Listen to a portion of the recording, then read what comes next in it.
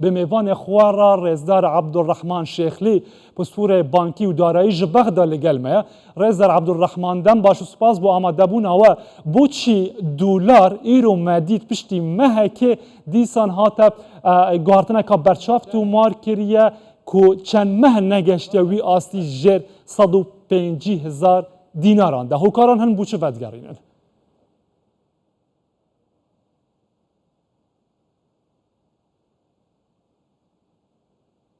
نعم ابتداء الى جنابك والى مستمعين سرتا دا زور سپاس بو ایو بو بینرانی کردستان 24 اكثر من ستة اشهر وكان كل الحكوميه بما فيها البنك المركزي بانكي فيدرالي ياخذ بانكي ناوندي عراقي لا هنار ذكرني الحكوميه كانت دولار لغرض وهروە ڕێکارەکانی حکوومەت بۆ جێگیرکردنی بەهای دینار لە بەرامبەر دۆلاردا چەند گفتوگۆیەکی کردووە لەگەڵ بانکی فیدراڵی ئەمریکی تاکو ئێستا بەم دەرەندەرجامەی ئێستا گەیشتوین ئەو ئەمرازانەی بانکی ناوەندی بەکاری هێناوە لە پاراستنی بەهای دینار و جێگیرکردنی سەرکەوتوو نەبوونە بۆیە دەبینین کە بەهای دینار هەندێک جار بەرز دەبێتەوە هەندێک جار دادەبەزێت ئەمە باردۆخێکی ناسەقامگیری بە دۆلار بەخشی خود بە دینار بەخشیوە بە تایبەتی ئەگەر قسەش بکەین لەسەر هاوردەکردنی ژمارەیەک بەرهەمی بازرگانی دەتوانین بە بەهایەکی باشتر بگەین ڕەنگە بگاتە ژمارەیە کە پێشتر کەس چاوەڕێی نەدەکرد و تەنانەت ڕەنگە لەو نرخە نزیک ببێتەوە یاخود لەو بەهایە کە لە بانکی فیدراڵی پێشتر جێگیر کراوە ئەم بابەتەی کە ئێستا هەیە ئەگەر بمێ زۆر بە کورتی دووبارەی بکەمەوە ئەوەیە کە ئەو گفتوگویانە لەمە بانکی ناوەندی و عراقی و بانکی فیدراڵی ئەمریکی کراوە و پێشتر ڕێکەوتنیان لەسەر کردووە ویستویانە کە سەبەتەی بازرگانی ڕێک بخەنەوە بۆ نمونە لەو گفتوگویانەی کە لە ئیستانبول کراوە لەگەڵ کۆمپانیا تورکیەکان و هەروەها بانکی ناوەندی لەوێ ئامادە بۆ لەگەڵ بانکی فیدراڵی ئەمریکی بڕیاریاندا کە مامەڵە بە دراوی نێوخۆی بکەن بۆ نمونە لیرە و دینار رزدار عبدالرحمن ئەف یەک جوان ڕێیانە ڕێکادن ژی لە بەندە عێراقییانە ژوەیەکێ کو عێراق مامەڵەیان بتەمامیش دەستپێکە ساڵدا بکەتە دینار خەڵک لە بەندەیە بزانێت دەوێ مامەڵە گوڕینە مامەڵەیان بە دولار بە دینار چاوە باندورێ لەسەر vê bazara çêdike bidîtinawa gel û Iraq dê serkeve di vê guhertinê de mamalên xwe hemû bikete dînar di firûtinên nav xwe de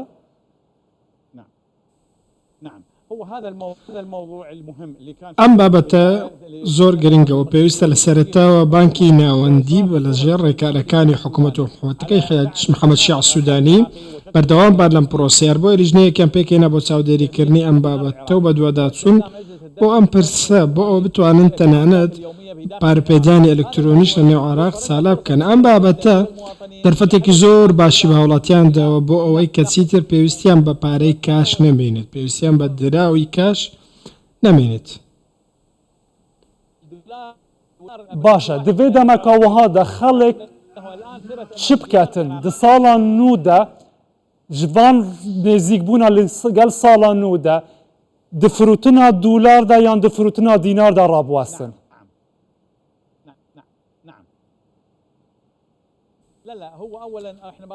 نەخێر ئێمە لە سەرەتاوە پێویستە لەوە تێبگەین کە مامەڵەکانمان بە دینار دەبێت بە هەموو شێوەیەک دینار دەبێت هیچ مامەڵەیەکی دیکە بە دۆلار و دراوی بیانی ناکرێت تۆ لەمەوەدا تەنیا دەتوانێت دینار بەدەست بخەیت سەبارەت بەوەی کە بە شێوەی حەواڵەش دەبێت ئەم بابەتە ئەو کاتایی کۆتایی دێت کە ڕێکەوتنێکی لەبارەوە دەکرێت لە دەرەوەی عێراق بە دیاریکراوی ئەمەش پەیوەندی بە بانکەکانی عێراقەوە هەیە واتە بازرگانەکان چیتر مامەڵە لەگەڵ بانکی ناوەندیەوە ناکەن بەڵکو مامەڵە لەگەڵ ئەو بانکە دەکەن کە هەژمارە خۆی تێدا کراوەتەوە ئەم بانکە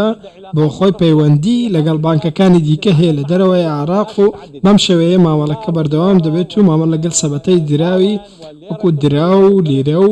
پاوەند و دەرهەمی ئیماراتی تەنانەت بە ڕۆبیای هندی و یوانی سینیشەوە لە مۆدا مامەڵە دەکەن ئەم بارودۆخەوە ئەم مامەڵانە فشار لەسەر بانکی نێوەندی کەم دەکەنەوە و داواکار لەسەر دۆلاریش بە هەماشەوە کەم دەکەنەوە ئەم ڕێگەیە ڕێگەیەکی زۆر باشە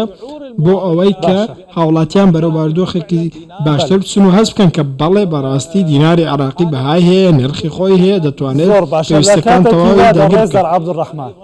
پێشنیازت چییە بۆ خەڵک مەبەستم ئەوەیە پێشنیازت چییە بۆ خەڵک چی لە پارەکانیان بکەن خەڵک هەیە دولاری لە دەستدایە حکوومەتیش دەڵێت ئێدی مامەڵە بە دولار نامێنێتن لە ساڵی نوێوە هەیەش بەلکی بەتەمایە بیکرێتن بە پێچاوانە بیر بکاتەوە. لا لا نعم نعم صحيح بەڵێ ڕاستە بشكل اذا تسمح لي دەمێت ئەم بابەتە ڕوون بکەمەوە ژمارەیەکی زۆر عراقی لە دەرەوەی بانکەکان لە دەرەوەی کەناڵە بانکەکان دۆلار و دیناریان هەبوو بەڵام دوای ئەم پرۆسەیە کە ئێستا هاتۆتە پێشەوە هەروە پشگیری دینار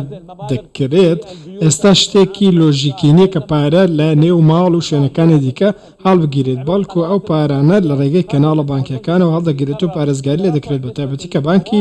ناوەندی بڕیاری داوە کە ڕێژەی سوو بۆ دراوە بیانیەکان بەرز بکاتەوە بۆ سەر دینارش بە پێچەوانەوە کەم بۆتەوە بە تایبەتی کاتێک دەخرێتە نێو کەناڵە بانکەکانەوە لەلایەکی دیکەوە تۆ پێویستت بە دۆلار نامێنێت بە شێوەیەکی ڕاستەوخۆ